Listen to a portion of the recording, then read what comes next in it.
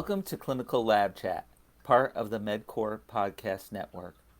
I'm Chris Wolski, Director of Business Intelligence for CLP, and today I'll be speaking with Jim Payne about how he is helping to solve the laboratorian shortage. Jim is the Medical Lab Assisting and Phlebotomy Instructor at WEMOCO, where over the last 10 years he has developed a top-level medical laboratory program for his juniors and seniors in high school. Now, as regular listeners of Clinical Lab Chat and readers of CLP know, I've spent a lot of time over the past year or so talking and writing about the laboratorian shortage and how we can solve it. And certainly there's no easy answers, but I think, as my introduction indicated, today's guest is tackling the problem in a very direct way that could be a key part of solving this dilemma or puzzle.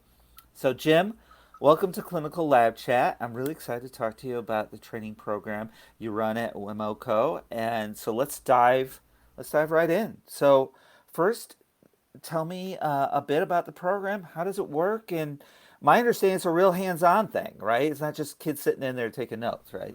No, absolutely. So thank you very much. I'm really excited to be on Clinical Lab Chat tonight. And so I have a high school medical laboratory assisting and phlebotomy program in Spencerport, New York.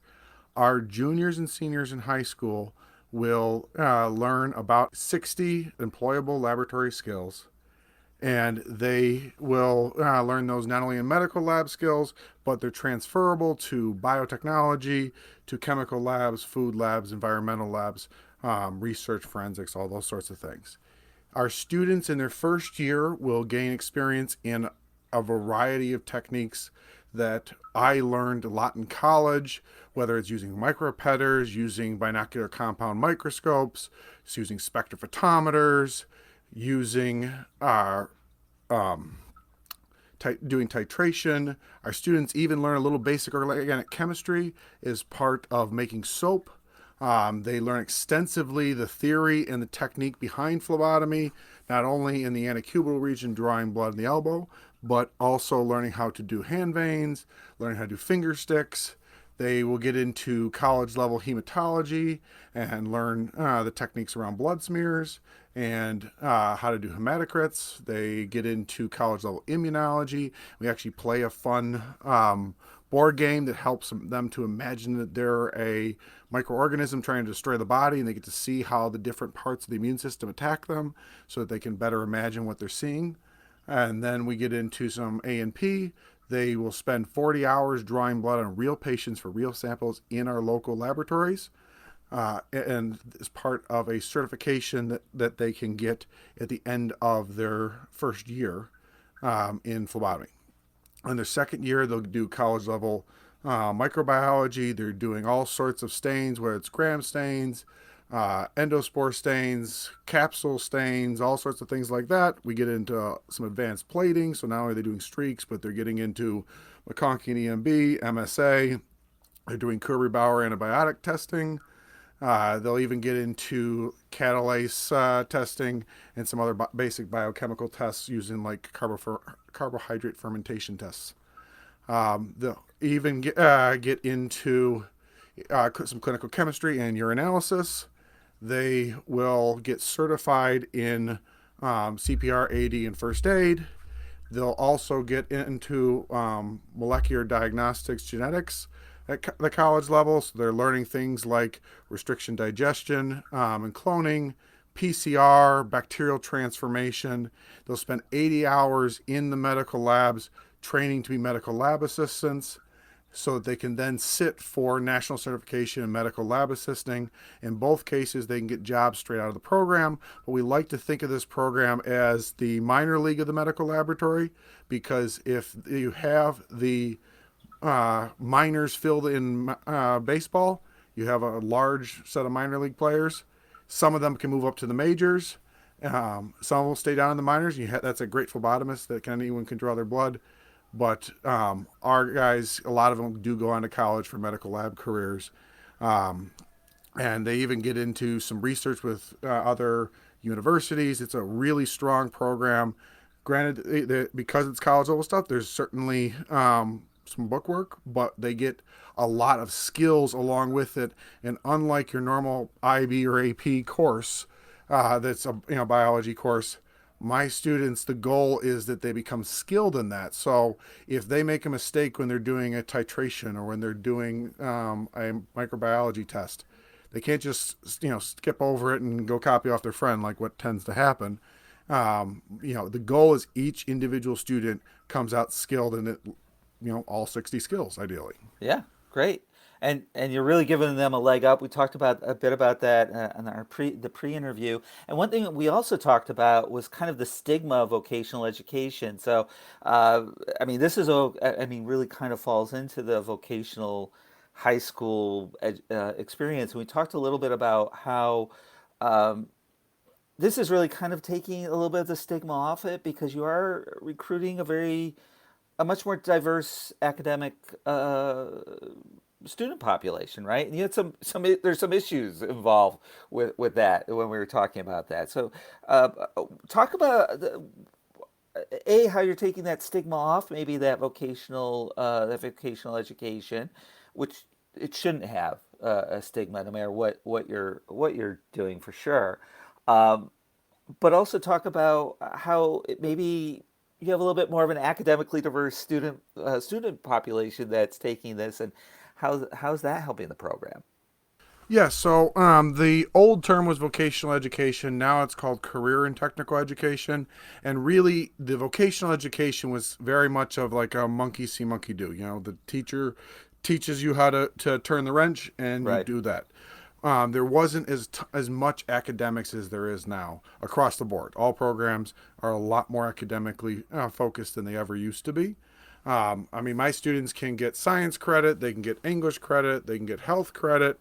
Wow. We have currently 5, and we're gaining another one, so it'll be 8 dual credits through local colleges. So the rigor is there, and as I've gotten tons of local leaders to come in, whether that's politicians like town or county legislators, state representation like assembly people or state senators to come in and really see what these kids can do, that they are so much farther advanced. And they may have been a student that struggled in high school before their junior year and before they came to me because they didn't really have direction. Right. Why would I have to learn how to do algebra or geometry or biology class if it doesn't mean anything to me? And if I already didn't have the base skills that I should have gotten in elementary school, now I'm even farther behind. Where with my students, when we're teaching them how to do the math around making laboratory solutions, for example, that requires algebra. And they Right. have to actually make something with the algebra, and suddenly it starts to make a lot more sense than the way that they were taught in a traditional high school, where I explain how to do this problem, and then you do 50 more at home. If you didn't really get it, well, then you're falling behind. Right. And so with these guys, they're seeing I made something. I had to make a 10% bleach solution. I had to do a little algebra to figure that out. Or I Right. needed to make this molar solution. I had to do a little algebra to figure that out. And Right. so I find our students, even a lot that did struggle in high school, when they find their passion, they find what they want to do, they're a lot more driven. And these are kids that may not have always been high school or college students bound, although I do have plenty of those that find their niche. And if they don't go straight to college, a lot of them, after a few years of working, know for certain this is what they want to do, and then they're off to college and are way ahead of their classmates. Yeah, for sure. I mean, it's and we talked about one thing I think was interesting is that you've had it both sides of the coin too.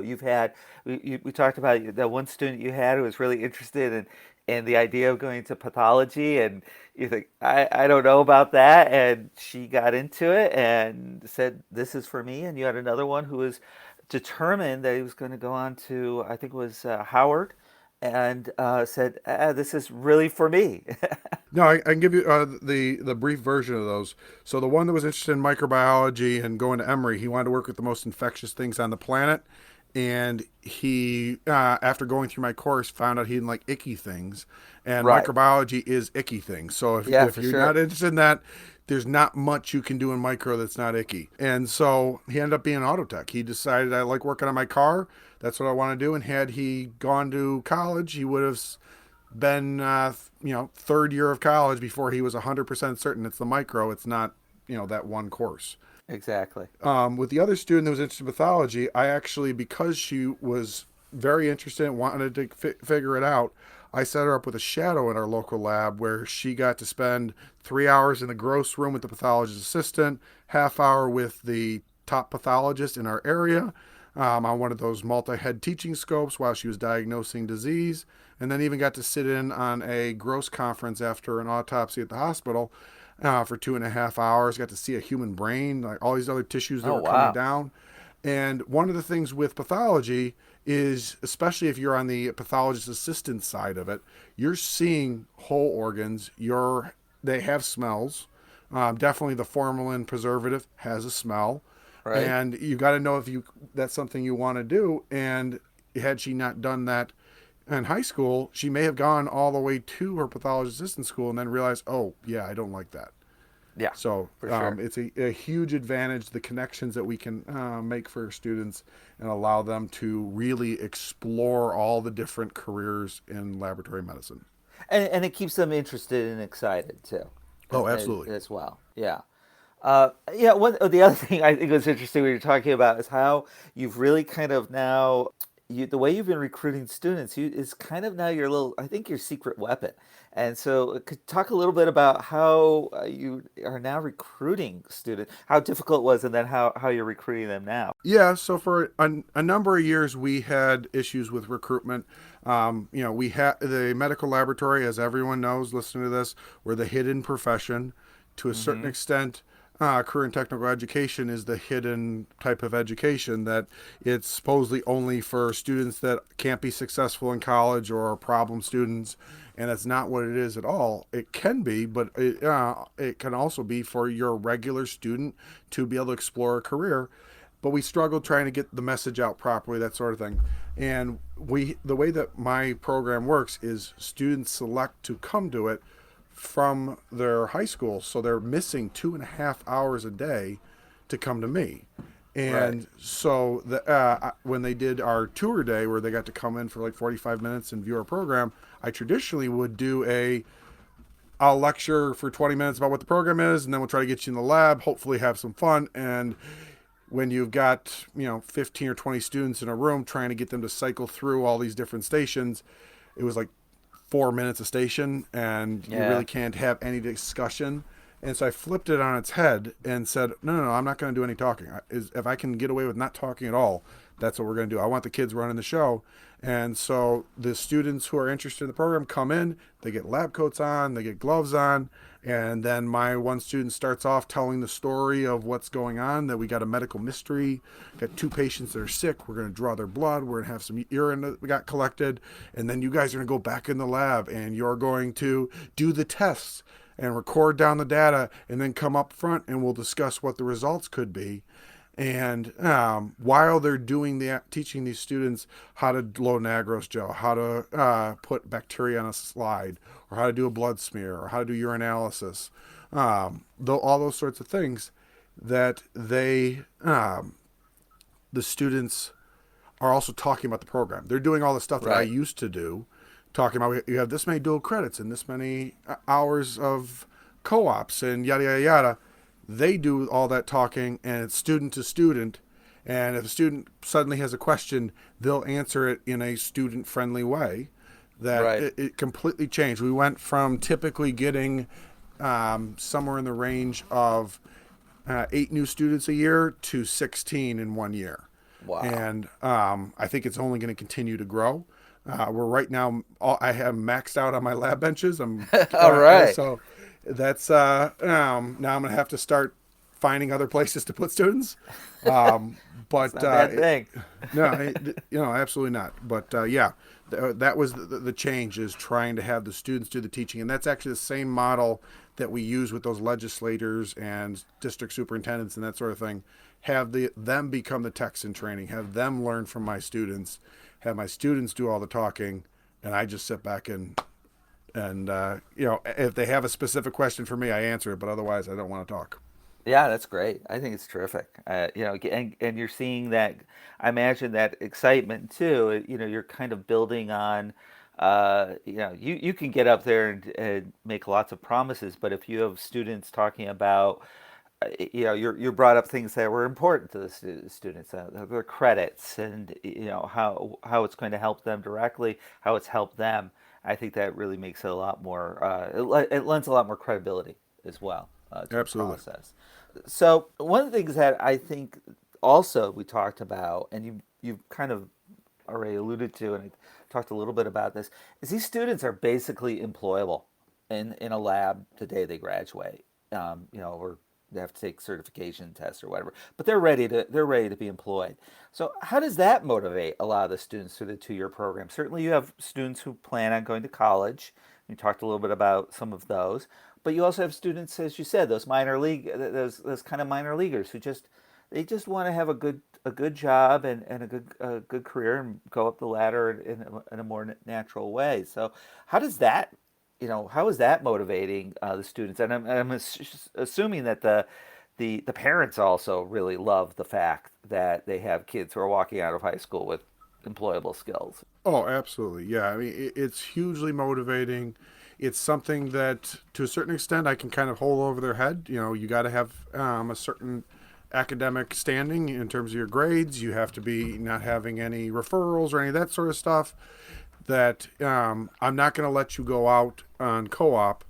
Therefore, you couldn't get the certification. You couldn't get the experience necessary to get employed Yeah. if you're not working hard in my class. And my way that I describe it to the students on day one is this is a 2 year long interview.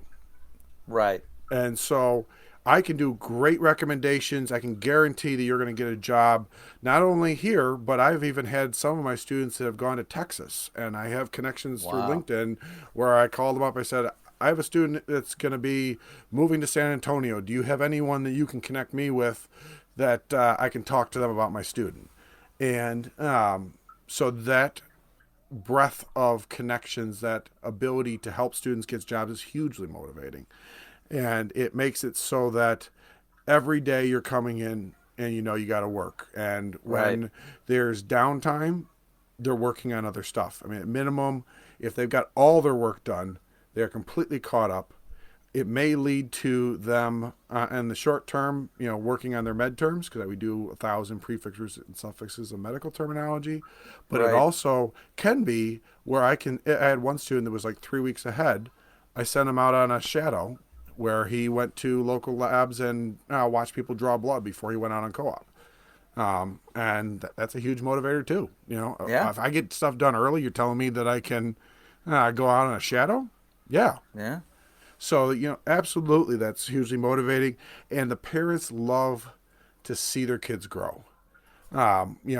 Just even the first open house, usually 3 to 4 weeks into school, their students know how to do stuff that I learned in college. So, like, for example, they're able to use a micropipetter to collect a sample of pond water or set up a slide for doing a bacterial stain. Then they're going and actually grabbing real bacteria and telling their parents how to stain it. And then they have our binocular compound microscopes that go up to 1,000x and are research grade optics. And they could show their parents, this is bacteria that was on that plate that we collected from over there. And it's just a powerful experience. And they're only 3 or 4 weeks in, let alone when they're done with 2 years of work and have 60 or so skills in their back pocket. That's really great. And you talked. I mean, not only do you get and as you've indicated, you not only get that work experience, but you're also getting. It's also very academically rigorous too. I mean, we talked about it in the pre-interview about very regular tests, very rigor. I mean, college. It sounds like college level type tests that you're giving them. Pretty So much, yeah. you're really challenging these kids. Yeah, no, like I said, stuff that I was doing in college or even some things that I learned later on in my career when I was working in research. Um, those are things that they're learning in high school. Yeah.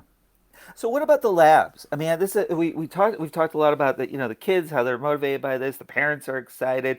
You certainly have legislators that are interested. You're getting the equipment you have. It sounds like you're being highly supported by the school district or school districts, I guess. What about the labs? How are they reacting? I mean, you're talking about placing kids after school. They're in Texas. They're locally in Rochester, in the Western New York area. What's their reaction? Do they get excited the fact that you are helping to fill that pipeline at least with at the entry level point? Absolutely, they're super supportive. I have the University of Rochester, Rochester Regional Health, and the American Red Cross are all wanting to work with us with our students. They realize that same thing that I talked about earlier with the minor league of the medical lab. They have huge Right. needs. I did a talk in last March, so that's the reason have the number in my head. At that time, there were 52 phlebotomy openings at the Christmas time before that March talk. So March or December of 2021, there are 52 openings for phlebotomy, 25 for MLT, and 50 or 105 of MLS. And Wow. so the need is there. They realize it, and similar stuff for the lab assistant role in comparison to phlebotomy. And it's something that it's you got to kind of think out of the box. And it took a while to convince them, but I had several students that basically acted as my ambassadors who completed my program. We didn't have the co-ops at that time, so they went and worked in the labs. I was able to help them get into the labs to work there, and those managers saw how good my students were, and so they started to go, okay, yeah, this is legit. And so, working with my way up in terms of the administrative levels to the point where when I got high enough in those levels, they said, let's make it happen. We're going to get our lawyers involved with your lawyers. We'll figure out. Right. And the first one took about 3 months. The second one took about 6 weeks because we already kind of knew Wow. what was needed for those organizations to allow it. But I have students that are under 18 drawing blood on real patients for real samples with those companies' trainers, Right. and so it's really like they've been hired. So they're going through the same initial like HIPAA trainings for that company, and Mm-hmm. they're being onboarded essentially.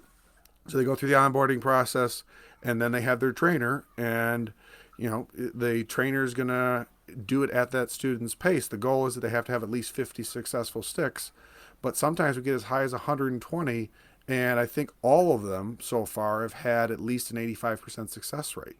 So it's not like they got 50, but they tried on 100 patients. Right. Uh, Exactly. Exactly. and there's been times when students they were initially refused because I'm a stuffed stick and I'm a cancer patient, and then the trainer's supposed to do it, and the trainer couldn't get it after 2 tries, and so the patient said, "Well, you're here. Why don't you give it a shot?" And she got it, and that was a huge confidence boost. So they go Oh in yeah. to these trainings a little bit nervous, scared, that sort of thing, and because they haven't done a ton of in-person draws. They have a fake arm that they do it on. But then after the end of the week, they come out kind of cocky. Like, give me a vein, I'll hit the vein. I don't care. Exactly. And so it's just a amazing transformation in that week or 2 weeks. Yeah. Because the phlebotomy we do 40 hours, 8 hours a day, 5 days a week. The medical lab assisting we break up so that it's like 2 hours a day over the course of several months.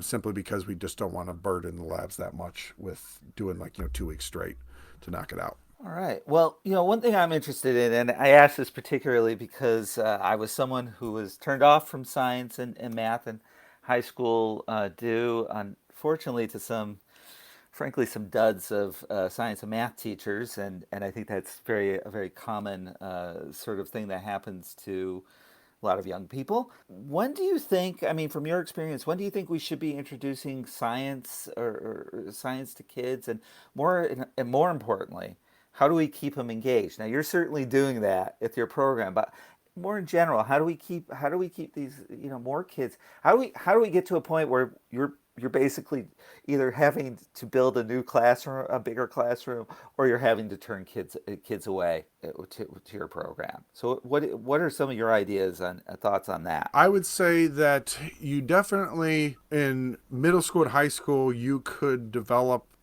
lessons that teach the content that they're supposed to be teaching in terms of biology or chemistry or any of those sort of things that they're doing in their science classes in those Mm-hmm. years, that are obviously at the level that they can understand, but have medical laboratory concepts in them.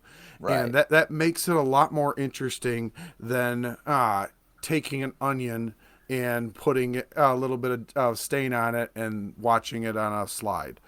Right. Trying to bring in some of those real things that can help students imagine this in a real life situation versus this is just something I'm doing for science class.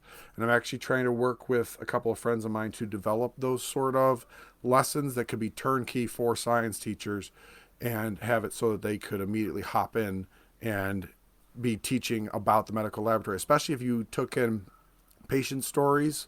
So, like the Mm-hmm. ASCP has their patient champions website that has all these great stories about um, patients and how laboratory medicine helped them. But then bringing in the what's going on in the background part too is part of that lesson. So you're getting that blood sample from the phlebotomist, and that person draws blood. Maybe even have the person happen to mention while they're talking, I got a certification to do this. I didn't have to go to college. Or having, talking about the medical lab technician took the sample and did this with it, or the scientist did this, or whatever. So they could be more, that would be something more in their head. Because right now with medicine, everyone knows what a doctor does, everyone knows what a nurse does, they know what a dentist does. They think they know that the phlebotomist is a nurse, not a phlebotomist. So there's a lot of misconceptions, and then any of the other stuff that's actually in the laboratory portion don't exist in their minds. And so that's why we're the hidden profession. We need to be getting out there so that it's on their tongue, at least in middle school, if not, definitely by high school.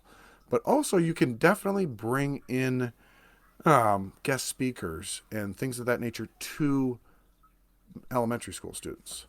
Obviously got to Yep. bring it down to their level, but you can do some really fun things that are just like magic to them that they Yeah. wouldn't even imagine, and that can just have that little bit of spark, especially if you can help um, those teachers to keep that spark going. Here's some things you can talk about, or if Right. you saw this thing in the news, here's a little bit that can help you.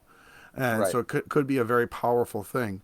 Another thing that I was suggesting that we do is at the high school level, maybe even the middle school, having local labs bring laboratorians out from the workforce to come into high schools. So contact the counselors or the science teachers or even the administrators of those schools. Say, we'd like to come in and we're going to do a activity day thing where we're going to talk about the medical laboratory careers and have some activities for the students to participate in. And then in their back pocket saying, we also would like to do a field trip. And so Right. having students come into the medical labs and see the real thing. So one of the things that I think, because it is behind the curtain, no one can imagine themselves behind that curtain because they've never seen it. Where, Right. like, the first field trip that my students go on to see the medical lab, suddenly everything that we've been doing makes sense. It has that context. And even if you weren't in a program like mine, but you suddenly see, okay, so they were talking about molecular diagnostics and looking at karyotypes, like we do karyotype labs in high school, see an actual karyotype being done. Right. All those sort of things. And then I would even have it that a certain number that are interested, maybe set up between a 1 and 8 hour shadow, and have the students get a chance to see a tech work, at their job. Because the only Mm-hmm. downside to a field trip is generally you have a limited amount of time in a given area, and the really cool thing may have come in 2 minutes after you left. Right. And Right. so If you're there for an hour to 8 hours, you're probably going to run into something interesting having come down the pipeline at some point, and that can be a really powerful thing. And then they have a really good understanding and start to imagine themselves that these are my people, is the way I like to phrase it, that I am Yeah. definitely, I belong here. I think that's an important thing. I think that imagination part of it is really important. An important part of it. There was something we posted on the website. It was about science education, and this, I think it was a first grade class, and they had all the kids imagine themselves as various scientists, and particularly the girls. They had imagined themselves as Marie Curie, and they had to do, like, it was kind of like what your little mystery thing, or your kind of a activity around something like real and historical or something, and the kids just ate it up. They just absolutely loved it, and it was a really powerful way, in particular, to the part of the program was to engage more girls in science, and they really found that it really helped to do that, but both for the boys and the girls, to have them imagine themselves as these historical figures and pretend, but Yeah. also make it real. And I think that's a really important thing. And as you get older, you can make it more and more real, and then you imagine yourself, as you said, in the profession. So now there's no doubt. Obviously, you are helping to solve this problem, at least in your local area, and certainly you have students going all over the country. It sounds like, but not all of our listeners can or want to switch careers to education. So, what can they do? You kind of touched on this a little bit, but what can they do directly? What are some ideas that our listeners saying, "Hey, this is great what Jim's doing. What can I do to help maybe alleviate the shortage a little bit?" Yeah, no, I think that the biggest thing is actively advocating for the profession. So, ASCLS has that hashtag LabAdvocate, Mm-hmm. and I absolutely, any chance I get, I'm lab advocating. I'm going out and trying to talk to anyone about the laboratory. And so trying to have some statistics in your back pocket or other things that can be good talking points that can really make a powerful statement to people is really useful with that. So, like, for example, I know that we do 13 billion laboratory tests every year. To put that in perspective, if we counted that in seconds, what is 13 billion seconds? That's 412 years. So we do a lot of tests. Yeah. We have 26,000 new graduates we need every single year. We only graduate 5,000. 45% of the field has 20 or more years experience. So we have a retirement wave coming. Like I said, locally, we had 52 phlebotomy openings, 25 MLTs, and 105 MLS, which is even harder to make up because you need to require that 4-year degree. Right. But having some of those stats in your back pocket, knowing the potential career pathways, whether you're talking about at the entry level, the phlebotomist, lab assistant, your sterile processing tech, your 2-year degrees, your histotech and your MLT, your 4-year degrees like cytotech and MLS, and histotechnologist, your master's degrees like pathologist assistant, and then you got your doctorate, so that's your pathologist or your doctor of clinical laboratory science, the DCLS. So knowing about those career paths and a little bit about them, putting a little research into that can be helpful in those conversations. So when somebody asks you a question, you don't have to go, I don't know. But you can also be actively talking to your bosses. So let's say you're working in a lab and you really think that this would be a great idea to do what I was just talking about with going into those labs and doing the guest speaker presentations, the field trips, all that. Talk to your bosses, see if they might be interested. We are in a crisis in terms of the medical laboratory, and every person helping will get through this. But we need to Right. be actively, all of us, doing our part. And it requires a little bit of outside work out of your day, but it's so worth it. And I know ASCP also has the Career Ambassadors program, so they can even help you with that presentation part if that's not your skill set. Um, and certainly those are skills that if you don't have them now, they can really help your career down the road. So it's a good way to get going on that. But actively trying to do that. if you're a part of a church or a community group, say, can I do a talk about the medical laboratory, laboratory medicine? Most likely they're going to say yes. You know, talking to your if you got a kid in preschool or elementary school, can you come in and talk to your kids' students, their class, about what you do, and bring stuff with you. If you can bring anything that they can touch and do it, Right. because it becomes so much more real than. So I do medical laboratory tests, and I do this. Like, you got to have something for them to want to get engaged with. Well, with that, I think we're going to have to cut our discussion short, and I think it's just a preliminary of many more we can have. Jim, thanks so much for taking the time to speak with me today, and thank you for what you do. I really think you've created a model for other school districts to follow, and other educators like yourself to follow. And I hope you can come back and visit me again very soon. Maybe even bring a student with you next time. I'd love to speak maybe one of them. Okay. Yeah, I also want to thank you, the laboratory audience, for listening. Look for more episodes of Clinical Lab Chat in the future, and visit us online at clpmag.com and on all of the major social media platforms. So until next time,